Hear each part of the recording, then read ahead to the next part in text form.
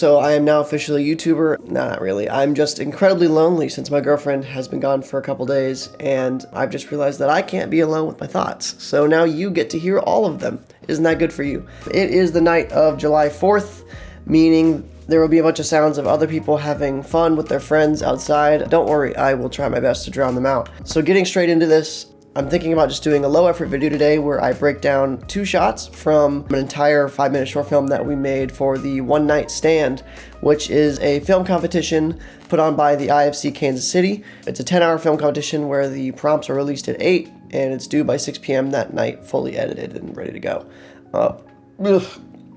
We did win last year and we also have won this year.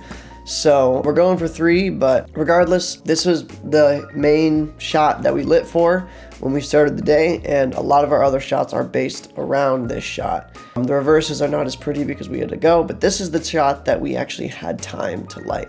I'm going to be experimenting with a little drawing tool that I unlocked that I found on the internet, so it may be a little rough, but just try your best to follow along. So just starting from the scene, we can talk lightly about framing, but also we don't need to. It's nothing special. I got my tripod as low as I could, even though it doesn't get that low. Try to keep the talent roughly in the rule of thirds, and we kept windows in the frame intentionally so we could motivate our lighting. And I think given the space, they did a good job set decking it, and we made a decent image given a tight space. Pulled that couch as far away as we could, stuff like that. And then we're gonna start with lights on the outside, and then we're gonna work our way inwards. Starting with out here where you can't see. First of all, why is my pen tool not working? Give me a break, please. Okay, I don't know why that happened. Right off the bat, we are shooting at 5600 Kelvin for this scene. We do have quarter ND, and we are shooting on the Sony FX6 with a 24-70 G Master lens, and I don't believe we have any filtration in front of this lens. So that's everything you need to know. We shot on a quarter ND to balance out these windows over here, and just because I like to work with ND on, because I believe it gives you a little more control of ambience for a lot of scenes. So starting from the lights that are outside, way off in the distance here, shooting through a 4x4 frame is a 1200B, which is just a bicolor 1200 from Godox. And that is pinging our window here and giving our couch an edge, as well as perhaps our talent here as well. But more importantly, the reason I have that 1200 out there is not because I want to ping this couch, it's because it lights up this window and gives it a glow that was not there before. If we were to turn this light off, it would not light up these shears, and you could see through this window into the trees in the background. And while a lot of newer cinematographers may see that dynamic range and think, wow, the more I can see, the better. Not that I'm not a beginner, I definitely am still a beginner. I am on the opposite end of that, deciding that it's better to see out there, and I wanted to make this window glow as bright as I could while still saving it, because I believe that it gives the image a more dynamic look. And I will maybe show an image of what it looks like toned down, and you might see what I mean. And it just gives the shot a little more high highs compared to low lows, and it makes it feel more dynamic. It's hard to explain, but that's our first light.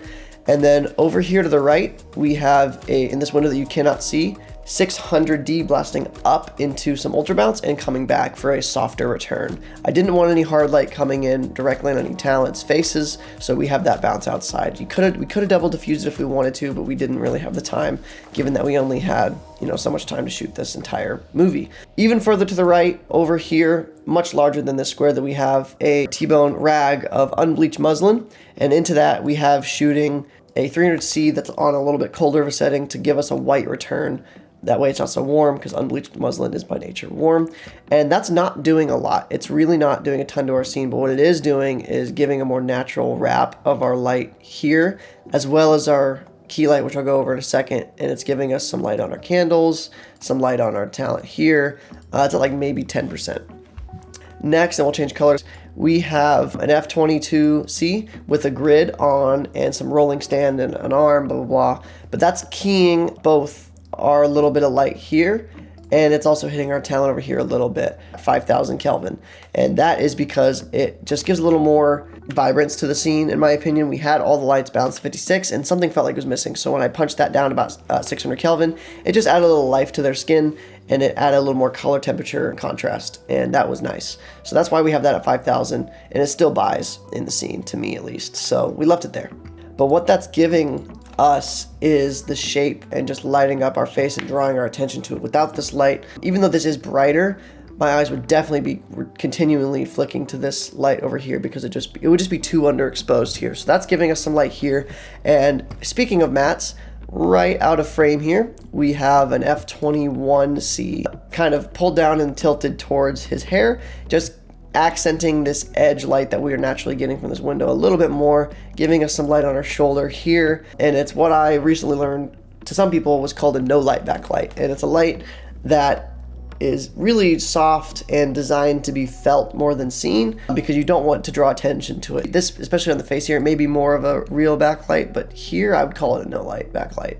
And then over here to the left, out of frame, we have an 8x8 frame of Ultra Bounce with the black side towards us, and that's just giving us a little bit of shape on our talent as well as controlling our ambience for the scene. And a lot of you might be seeing this and thinking, well, why would you add ambience here if you're just going to take it away over here? Why not just not do this and not do this either? What my answer to that is control, right? I'm giving ambience where I want it, and I'm taking away exactly and precisely where I don't want it. And that's kind of your job, is to build this scene, right? The main two jobs as a cinematographer, in my opinion, is to deliver cuttable footage to your editor and to tell the story you're meant to tell. Of course, there's a ton of other jobs, but if you don't do those two things, you've done technically what your job is as a DP. I don't care how pretty your image is, if they get it back and you didn't get enough coverage, or you got bad coverage, or it doesn't make any sense for the story, you have failed your job as a DP, and that's what I've told a couple people, and I will stick by that as long as I stick by it. What? Next, right behind camera where you can't see, and up and to the left, right here, that I'll delete this, we have one of the Aputure Infinity bars with the softbox and grid at like 10%, right? Once it pushes through all of that, it's so dim. And all that's doing is giving a little more fill in this general scene. I have that a little colder for that color contrast. And then it's also giving our talent here an eye light for when he starts to look at my actor who will enter this scene shortly that you won't get to see, but if you watch the movie, you will. It gives him a bit of an eye light when he looks more towards here. I didn't talk about this yet, so we're gonna talk about it, and it's not lighting scenes the same way every time. A trap that I kept catching myself falling into for a long time, even recently, was a lot of my scenes, I would light them the way I thought I should. I would go back to the edit and they looked like interviews. No matter what it was, a dining room scene, a living room scene, dinner table, outside, I kept seeing, I was like, damn, this looks like an interview. Why does this keep happening? And I found out it was because I kept lighting everything with Rembrandt lighting, same contrast ratio on the face, and a brighter backlight. And I was following these rules that I was sticking to so hard, but they didn't look like a movie in it because it looked too forced, it looked too polished. And I believe that is all the lights that we have here. So we can take a look at the BTS if we would like, and I'll show you guys that if I haven't already shown you earlier in the video here.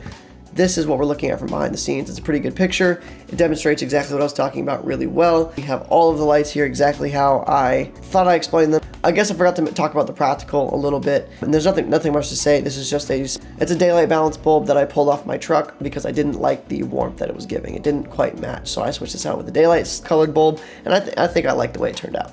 Boom, this is the next thing I want to talk about, and not necessarily because it's some stunning work, more specifically because I think it is a lot more of the staple that you will see when you're shooting something. You're gonna get boring shots, you're gonna get doorway entering shots, you're gonna get just stuff like that. You're gonna get shots that don't inspire you, but you still have to light them. And I also wanted to talk about this shot because I would have done this very differently a couple of years ago, and I've been trying to get away from that, and I feel like we did that here. And that's the same thing that I tried to do here. Me a year ago would have seen this scene, right? And I would have immediately seen, all right, here's our shadow, here's our light, let's make this happen. I would have really tried to stuff some negative fill over here. I would have tried to punch light here, but I didn't do that for two reasons. One, because we are on a time crunch, right? We're on a 10-hour film, we don't have time to do that. But two, because it may look good, but I've been trying to experiment, right? So what we did instead was, first of all, right off the rip, we have some soft clouds during the day. With no modifiers, no lights, this scene looks great. we have natural hair light coming from the clouds. Had it not been soft light, I would have softened it with some frost or even a silk. And then additionally, the light hitting his head here is from the sky as well. What wasn't there and what we did add was this light here. This same looking light that's here, we accented with our 600D. And notice how similar these look. This all looks like one continuous source, and that was intentional. We wanted to just we wanted to take the light that's hitting here, and we wanted to add it a little bit more here. And that's all we did. And then over here on the right, we have a negative fill that you can see because we're moving too fast and no one caught it because I was looking up at a monitor that's pretty tall. No, never mind. That's an excuse. I should have caught this anyway. Regardless, womp womp, we made a mistake. There's the flop in the shot. This light here, whether that flop's doing anything or not, I don't know. I could not tell you. I don't have a before and after. Maybe it's adding shadow on the arm. Who knows? This edge light here is also adding probably from the sky or maybe from the white roof over here, whatever it is. That's all we added to the scene besides these ambient lights in this room. And those are important. These lights, we have all those flex mats and point sources from inside. We just twisted those to the hallway very close and we lit up so we could see our actor's hair and so we could bring up the shadow on his face here. And looking back, I may have tried to make this a little more dramatic, added more shadow in the center of his face here. But either way, it looks okay and it tells the story that we wanted. Yeah, I mean, that's it. Our actor did a good job with wardrobe. We've got good texture back here. Solid. I may have also tried to add a pop of highlight if I had time, but that's being nitpicky. So yeah, that's this entire scene. That's everything I wanted to talk about. There are other scenes that I could go into, but I don't think they're necessary. Yeah, that's the video. If you guys have any questions or if you guys want to see more videos like this for more complicated scenes or for more shots, I probably will do a couple more if I have time. But let me know if you enjoyed it, and I will see you next time.